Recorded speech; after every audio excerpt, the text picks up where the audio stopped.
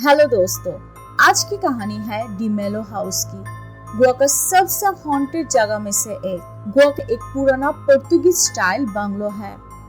2 मंजिला इमारत, बड़े बड़े मेहराब और लकड़ी का बैल्कोनिया और सामने एक बरगद के पेड़ जिसे लोग आत्माओं का पेड़ भी कहते हैं। आसपास के लोग कहते हैं कि जब रात होती है तो इस घर के अंदर से पियानो की आवाज आती है। कभी कभी घर के विंडो अपने आप खुल जाती है और कभी तो कोई आदमी का साया बैल्कनी से झांकता रहता है, लेकिन अंदर कोई नहीं होता। साल था 1950 के आसपास। यहाँ एक क्रिश्चियन फैमिली रहती थी, डिमेलो फैमिली। 2 भाई थे।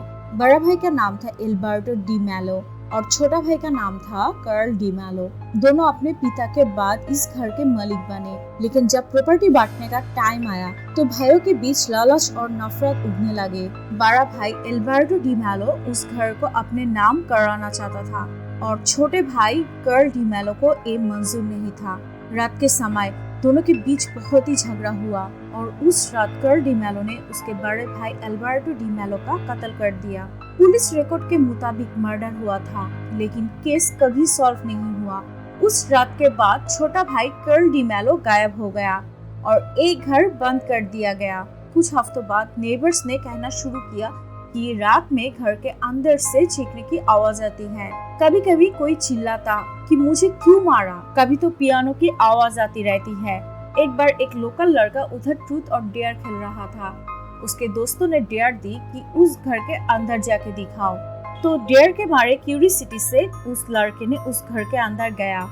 सुबह उसका दोस्त उसे ढूंढता हुआ अंदर गया और उसे एक कॉर्नर में बेजान पड़ा हुआ देखा। डॉक्टर ने कहा कि उसे हार्ट अटैक आया था, लेकिन उसके आंखें खुली थी, बिल्कुल डर के मारे जैसे जम गई थी। तो उसके मौत के वजह क्या थे? क्या उसने उधर कुछ देखा था जिसके वजह से उसका आँख खुली की खुली रह गई थी? उसके बाद से कोई अंदर जाने की हिम्मत नहीं करता था। रात में यहाँ से गुजरते वक्त भी लोग मंत्र पढ़ते रहते हैं। उस एरिया की लोकल्स कहते हैं डिमेलो ब्रदर्स की आत्मा अभी भी उधर लड़ रही है। 2018 में कुछ व्लॉगर्स और पैरानॉर्मल इन्वेस्टिगेटर्स यहाँ गए थे। उन्होंने बोला जैसे ही वो घर के अंदर घुसे, अंदर का टेम्परेचर सडनली कम हो गया। कैमरा के लेंस के सामने मानो एक व्हाइट बादल जैसा छाया गया और बैकग्राउंड में एक आदमी की आवाज रिकॉर्ड हुई, लीव माई हाउस। कुछ लोगों ने कहा जब वो उस घर में था तो लाइट्स फ्लिकर करने लगी और एक मोमेंट के लिए उन्होंने पियानो की आवाज भी सुनी, लेकिन जब वो रूम में गए वहाँ कोई पियानो था ही नहीं।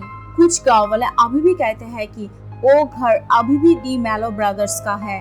उन्होंने अपनी लड़ाई कभी खत्म नहीं की। आज भी डिमेलो हाउस ऑफिशियली अबंडेंट है।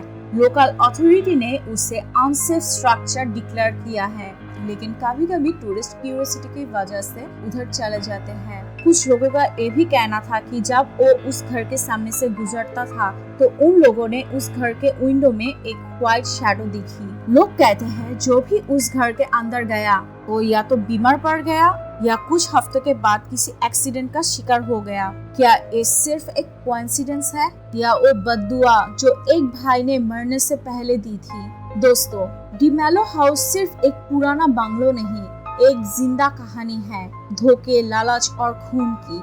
आज भी जब हवा चलती है तो लगता है जैसे कोई फंसा हुआ आत्मा कह रहे हो, ये घर हमारा था और हमेशा रहेगा। तो अगर आप भी कभी गोवा जाते हो, आसपास से उस ब्रोकन व्हाइट हाउस देखते हो तो दूर से ही देखना, क्योंकि शायद अंदर अभी भी कोई आपको देख रहा हो। तो दोस्तों, अगर आपको ये कहानी पसंद आई हो तो वीडियो को लाइक और शेयर जरूर कीजिए और कमेंट में लिखिए क्या आप भी बिलीव करते हो कि डिमेलो हाउस अभी भी एक हॉन्टेड हाउस है? तो ये थी डिमेलो हाउस की कहानी, जो गोवा का सबसे शापित घर माना जाता है। उम्मीद है कि आप लोगों को इस कहानी अच्छा लगा। मिलते हैं अगले वीडियो पर, तभी के लिए अलविदा दोस्तों।